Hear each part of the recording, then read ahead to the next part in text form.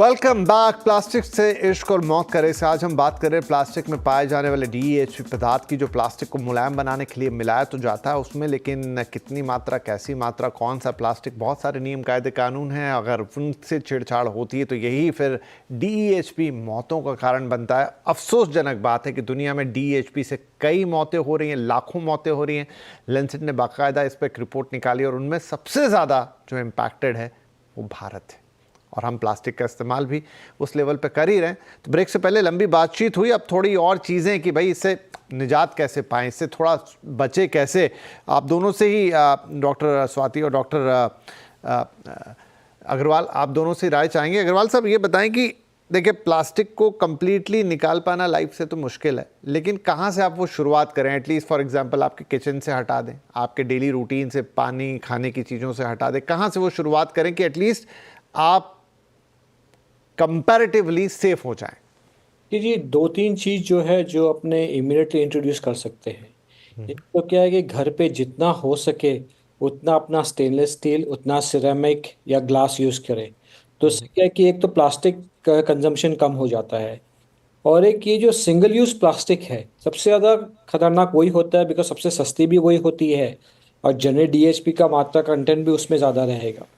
तो अगर single use plastic अपने अपने लाइफ से हटा दे और ये अपनी जो स्टेनलेस स्टील है, ग्लासेस है और सिरेमिक है, ये अपने ज़्यादा यूज़ करने लगे, तो इसी से अपने को काफ़ी फ़र्क पड़ जाएगा। ठीक है। और ये जो अपने माइक्रोवेव में अपने खाना जो गर्म करते हैं, ये प्लास्टिक कंटेनर में नहीं करके अपने जो ग्लास के कंटेनर्स होते हैं, जो माइक्रोवेबल सेफ ग्लास कंटेनर्स होते हैं, अपने को वो करना चाहिए। और जो भी अपने जो हाइजीन प्रोडक्ट्स या पर्सनल प्रोडक्ट्स खरीदते हैं, उसमें एक बार लेबल चेक कर ले कि ये DHP फ्री है कि नहीं है, बिकॉज वो अपने डायरेक्टली स्किन को लगती है। तो वो अपने को एक थोड़ा सा ध्यान रखना चाहिए।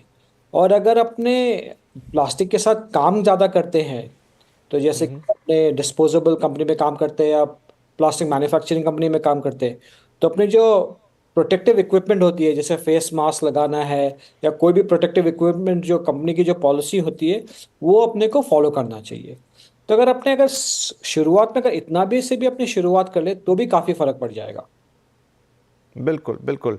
तो डॉक्टर स्वाति, एक तो किचन की बात हो गई, दूसरा मुझे जो सबसे ज़्यादा एक्सपोजर लगता है कि आजकल देखिए बहुत सारा खाना ऑनलाइन आता है, नंबर वन। दूसरा, आप आउटसाइड फूड बहुत कंज्यूम करते हैं, लाइफस्टाइल ही ऐसी हो गई, तो वहाँ भी वो, क्योंकि शायद कॉस्ट इफेक्टिव होता है अच्छी अच्छी जगहों पे मैंने देखा है। अब आप बिल्कुल एकदम फाइन डाइन में हर बार तो खाना खाने जाएंगे नहीं। Many a times you eat on street, many a times कि आप चलते चलते आपने कुछ ले लिया, वहाँ प्लास्टिक का इस्तेमाल बहुत है, चाहे वो पैकिंग में हो, चम्मच में हो, छोटा मोटा ग्लास कटोरी में हो। सो इवन पार्टीज़ में, बर्थडे पार्टीज़ बच्चों की, शादियों में, तो वो जितना हम सोचते जाएंगे निकलता ही चला जाएगा। तो इसको कैसे, क्या हम एक आंदोलन चला के इसको हटाएं, क्या कर सकते हैं इसके लिए?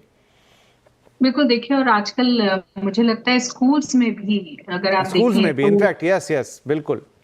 बिल्कुल देखिए, बच्चों को एजुकेट करना बहुत ज्यादा जरूरी है, क्योंकि बच्चे जो है वो बहुत जल्दी एक रेवोल्यूशन लेकर आते हैं। जैसे हमने पटाखों को लेकर के और तरह तरह की और चीजों को लेकर के बच्चों के साथ एक्सपेरिमेंट्स जो देखे हैं वो बहुत अच्छे रहे हैं। बच्चे बहुत जल्दी इन चीजों को समझते हैं कि हमारे पर्यावरण के लिए, हमारी हेल्थ के लिए ये चेंजेस हमें लाने बहुत जरूरी है। और इसलिए सबसे ज्यादा, क्योंकि कंजम्पशन बच्चों की चीजों में ही हो रहा है इन चीजों के लिए, इसलिए उनको एजुकेट करना बहुत ज्यादा जरूरी है। और स्कूल के लेवल पर ये चीजें जरूर होनी चाहिए। वहीं कॉर्पोरेट लेवल पर भी बड़े लोगों के लिए भी ये आंदोलन चलना बहुत ज्यादा जरूरी है, क्योंकि परिवार सभी लोगों से बनता है और हर किसी की जो हेल्थ है वो उतनी ही इम्पोर्टेंट है, और हर किसी को ये समझ में आना जरूरी है।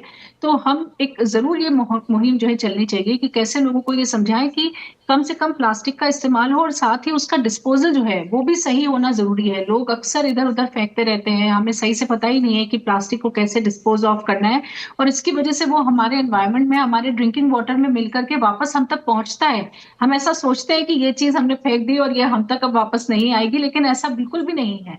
वो चीज घूम करके हम तक आ ही रही है, इसलिए हमें उसका डिस्पोजल भी सही करना बहुत ज्यादा जरूरी है। वहीं देखिए, हम ये कोशिश डेफिनेटली करें कि जो हमारा डिस्पोजेबल वाला स्टफ है उसमें हम क्या रीयूजेबल जो चीजें, जैसे अब आजकल बैम्बू स्ट्रॉज आने लग गई हैं, पेपर प्लेट्स आती हैं, इन चीजों का इस्तेमाल अगर हम बढ़ाएं तो एटलीस्ट हम कुछ प्लास्टिक जो है अपनी लाइफ से दूर कर सकते हैं। और वही जैसे अभी डॉक्टर साहब ने भी कहा कि घर की जो हमारी चीजें हैं उनमें भी कहाँ कहाँ हम प्लास्टिक से मुक्ति पा सकते हैं, ये हमें देखना बहुत जरूरी है कि कहाँ कहाँ हम उसे माइनस कर सकते हैं अपनी लाइफ से।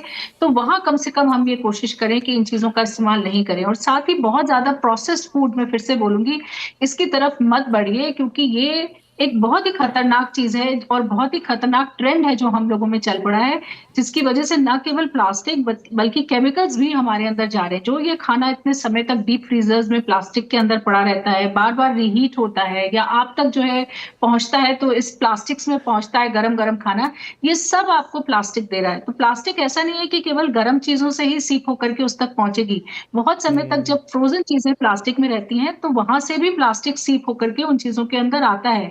इसलिए ये हमें अब समझना ही होगा कि जितना हम नेचुरल की तरफ बढ़ेंगे, जितना हम रेडी टू ईट फूड से दूर जाएंगे, जो हम जी ये अब सोचने लगे हैं कि उठा करके बस ले आओ और खा लो, ये हमारी जी सहूलियत जी तो जरूर हमें दे रहा है लेकिन हेल्थ हमसे बहुत दूर लेकर के नहीं, जा रहा है। बिल्कुल सही बात है डॉक्टर स्वाति। अगर ये सारी बातें, और इनफैक्ट मैं कहूँगा यहीं पे अपील भी एक छोटी सी कर देता हूँ कि बहुत सारी आजकल मैं देखता हूँ पार्टीज़ हैं, बर्थडे पार्टीज़ या इनफैक्ट शादियाँ जहाँ पर स्पेशल कि ये वीगन मैरिज है, बहुत अच्छी बात है, आप एक पर्टिकुलर डाइट को फॉलो करते हैं, लेकिन आप उसी कैटरर को बताइए कि अगर सच में तुम्हें एक अच्छी कैटरिंग देनी है वीगन या XYZ जो भी, तो फिर आप प्लास्टिक फ्री भी कर दो। आप वो बॉटल में भर के कंटेनर में पानी मत रखो, वो जो सारा कटलरी है उसको बिल्कुल प्लास्टिक फ्री कर दो, तो सही मायने में फिर आप वो डाइट जो भी कह रहे हो आप, वीगन वाली शादी, ऐसी शादी या वैसा बर्थडे, वो कर पाओगे। तो ये छोटी छोटी चीज़ें हैं, ध्यान रखेंगे तो बिल्कुल किचन से शुरुआत, आगे बाहर निकलते हैं। तो जैसा डॉक्टर साहब ने और मैडम ने बताया कि माँ छोटी बातें ध्यान में रखिए।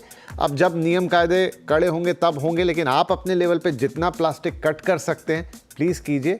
हो सकता है कि ये आपको ज़्यादा स्वस्थ बनाए, लाइफ की एक्सपेक्टेंसी तो बढ़ाएगा ही, बीमारियों से बचाएगा, लेकिन एक बेहतर लाइफस्टाइल भी देगा, एक अच्छा हेल्थ देगा। बहुत शुक्रिया doctor Maheshwari and doctor Agarwal, बहुत अच्छी बातें आज आपने बताई। एंड आई थिंक DEHP से अब काफ़ी सारे लोगों के मन में आएगा, बहुत सारे लोग आज इसको गूगल करेंगे, पढ़ेंगे, समझेंगे और अवेयरनेस थोड़ी भी बढ़ती है तो आप और हम सफल होंगे। बहुत बहुत धन्यवाद, नमस्कार।